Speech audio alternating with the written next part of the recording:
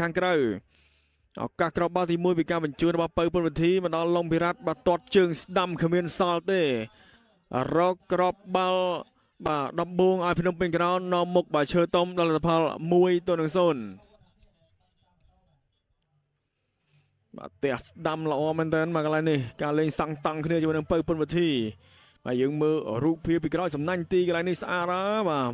1-0ខ្សែការពារកើតពេជ្រចេញទៅខាងក្រៅការលើកកោងកន្លែងនេះបាទបញ្ចូលទីតែម្ដងរបស់យើម៉ូស្លីមបាទលើកមកកោងស្អាតបាទបញ្ចូលទីតែម្ដងបាទយើម៉ូស្លីមបាទសុទ្ធស្អាតមែនទែនពីការទាត់បាល់បាទ corner kick របស់បាទយើម៉ូស្លីមបាទតូលីមិនអាចសង្គ្រោះបាននេះបានទេយូដៃក៏ដូចគ្នាហើយយូដៃក៏មានឱកាសបញ្ជូននៅនាទីទី16គ្រាប់បាល់ក៏កើតមានឡើងពីឡុងភិរ៉ាត់ការបញ្ជូនពីតំបន់ខាងឆ្វេងការតែតបាទរារាំងឲ្យបាល់ចេញទៅខាងក្រៅមិនបានល្អធ្វើឲ្យបាល់នេះធ្លាក់ចូលជើងឡុងភិរ៉ាត់ទប់ភិរ៉ាត់មានវិនាទីគ្រប់គ្រាន់ក្នុងការសម្លឹងទាត់សម្ដៅទីរបស់ឡុងភិរ៉ាត់ហើយកន្លែងនេះដូចគ្នាជាក្របបាល់ទី2របស់យូដៃអូហ្គាវ៉ាបន្ទាប់ពីមានការបញ្ជូនពីអូសេតាកាគីយូដៃតែទូលឲ្យផុតចំហបាទរបស់ឈិនឆៃនុតក៏ខ្លាចជារបស់អេនដ្រេនីតូជួយសង្គ្រោះបានបារាំងបញ្ជូនជើងស្ដាំការតែដល់ល្អរបស់អេនដ្រេនីតូក៏ខ្លាចជាក្របបាល់ទី3បន្ទាប់ពីផ្លាស់ប្ដូរចូលប្រមាណនាទីនៅដើមវគ្គទី2ហើយនុតបាទចេញទៅរារាំងបានក្របបាល់ទី4ក៏កើតមានឡើងពីការទាត់របស់យូដៃទាត់ដូចចាប់ដាក់អីចឹងហើយការតែតនេះក៏ល្អដូចគ្នាដែរពីអេនដ្រេនីតូបំប៉ោងសំណាញ់ទី4កន្លែងនេះដដែលជាការតែតពីឈិនវីនីនវិញម្ដងខ្សែការពារដែលមានកាយសម្បទាបាទមមតំខ្ពស់បាទតែតឡោងជិះទៅខាងក្រៅការទាត់បាល់ជ្រុងមានការរារាក៏ដូចជាឆាបយកបាល់ហើយអេនដ្រេនីតូបំពេញបំណងខ្លួនឯងរកគ្រាប់បាល់ទី6ក៏ដូចជាគ្រាប់បាល់ hat-trick ផងដែរក្នុងការប្រកួតមួយនេះ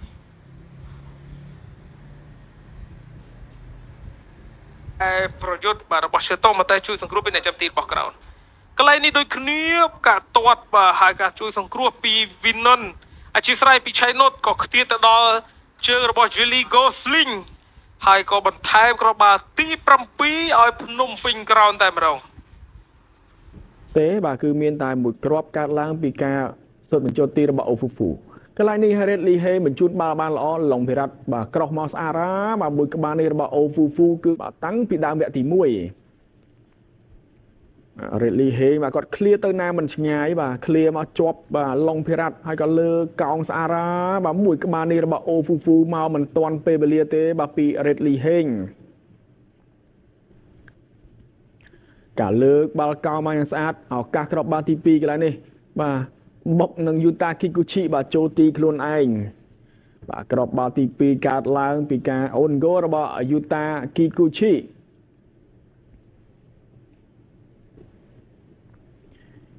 បាទកន្លែងនេះគ្រាប់បាល់ទី3កើតឡើងពីការសុទ្ធបញ្ចូលទីរបស់លឹមពីសុទ្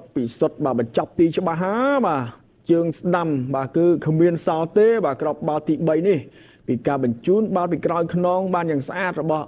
បាទយើងម៉ូស្លីមពីសុទ្ធដាក់លបឿនទៅលឿនមែនទែនហើយក៏ទះជើងស្ដាំបាទគ្រាប់បាល់ទី3ក៏កើតឡើងតែម្ដងបាទ3-0កន្លែងនេះហើយគ្រាប់បាល់ទី4នៅចុងវគ្គទៅហើយបាទ90+4ពីការសុទ្ធបញ្ចូលទីរបស់យ៉ាងដេវីតការកាត់បាល់បានយ៉ាងស្អាតពីយើងម៉ូស្ដេវីតបើកណែនៃគ្រាប់បាល់ដំបូងរបស់ខ្លួនឲ្យភ្នំពេញក្រោននៅក្នុងពានរង្វាន់បាទសម្ដេចកមហាសេនាបតីជូនសែនពីការបញ្ជូនបានយ៉ាងស្អាតរបស់យើងម៉ូស្លីមបញ្ជូនស្អាតការសុទ្ធក៏ល្អបាទ4-0បាទយើងឃើញថាយើងមើលប្លង់កន្លែងនេះបាទដេវីតបាទត្រង់នេះមានការបញ្ជូនបាល់ជ្រុងមកហើយវ៉ាន់តៃឡាមីគឺជាអ្នកតែតបញ្ចូលទីគ្រាប់បាល់នៅមុខឲ្យ Nagavel នៅនាទីទី90តែម្ដងខាងក្រៅចំណុចនេះហើយកើតចេញពីផាកជុងប៊ីនហើយនឹងបារ៉ាមុនដេស៊ូហ្សាការបាទបណ្ដោយឲ្យផាកជុំប៊ីននៅតែម្នាក់ឯងរហូតមានឱកាសទប់បែទាត់ ក្នុងវិនាទីគ្រប់គ្រាន់ដើម្បីសម្លឹងមើលទីការទាត់មួយជើងពេញទាញហើយការបញ្ជូនចោះទៅឲ្យបាទបងសាមយូអែលជាអ្នកបាទរក្សាបាល់ហើយក៏បញ្ជូនហើយការតែតមិនបានល្អរបស់លេងណូរ៉ាធ្វើឲ្យ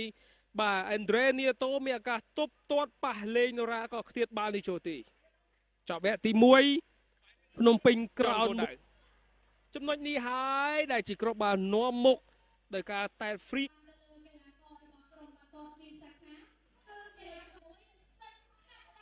បាទចំណុចកន្លែងនេះដូចគ្នាការបញ្ជូនចោះមកខាងឆ្វេងបាទឲ្យសាទីបឆោតមួយក៏បញ្ជូនហើយកាក់ក្តារនេះចិត្តត្រជាក់ណាកឹបរកឲ្យឡងជើងឆ្វេងទាត់ប៉ះរបាទីឡងចូលទីទៅហើយក៏ខ្លាចជាគ្រាប់បាល់2-2ផងដែរចំនាទីទេគឺខ្ទាតចេញក្រៅត្រង់នេះហើយការបញ្ជូនរបស់យូដៃអូហ្កាវ៉ាល្អណាស់បាទលោកជើងស្កាត់មួយណូរ៉ាព្យាយាមធ្វើបានគ្រាប់បាល់ដ៏មានសារៈសំខាន់សម្រាប់ភ្នំពេញក្រោនបាទត្រង់នេះសេឡាចេញមកបាទកាន់ម៉ូរត់ទៅតែអ្នកលោកជើងចំបាល់គឺយ៉ែមដេវីតបាទគេចេះឆ្កឹះទម្លាក់ដីបាទចាក់ទម្លាក់ដីយ៉ាងម៉េចឲ្យបាល់នេះរមៀលបាទបាល់នេះបើសិនជាយឺតជាងនឹងទៅបន្តិចបាទខុសគ្នាប្រហែល2គីឡូម៉ែត្រក្នុង1ម៉ោងអីហើយអ្នកចាំទីវិរៈតារានេះហើយជាគ្រាប់បាល់ដ៏ល្អរបស់ឡុងភីរ៉ាត់ការបញ្ជូនផ្្លាត់ស្នៀតពីរីយ៉ូហ្វូជីអ៊ីដែលនេះយកមិនបានភីរ៉ាត់បាទទប់មួយហើយក៏រុញនឹងទាត់បញ្ចូលទីបានយ៉ាងល្អបាល់ដ៏លឿនស្រួចដែលអ្នកចាំទីវិរៈតារាមិនអាចជួយសង្គ្រោះបានតែមិនចំគោលដៅGabi ប្រជែងគ្នាជាមួយនឹងបាទភីសាទៅធ្លាក់ត្រង់ទៅនេះ